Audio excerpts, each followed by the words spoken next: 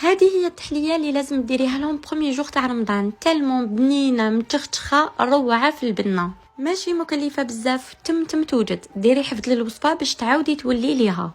الحاجه الاولانيه نبداو بالكريمه ديالنا اللي نسحقوا فيها نص لتر الحليب، وحده فلون فاني، وزوج مغارف كبار تاع مايزينا.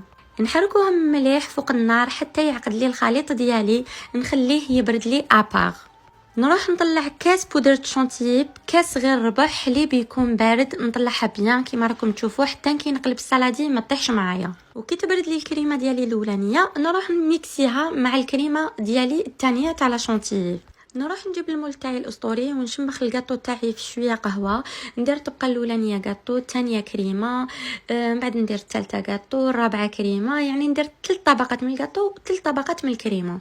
كاخر طبقه رحت زينته بشويه هكذا كاطو كنت كسرته بالمهراس، ومن الفوق درت شويه شوكولا كانت عندي للطلي، زدت لها شويه حليب باش تخفف ليه ودرتها من الفوق، وجا كراف بنين صراحه يستاهلوا من ابن التحليات عندي.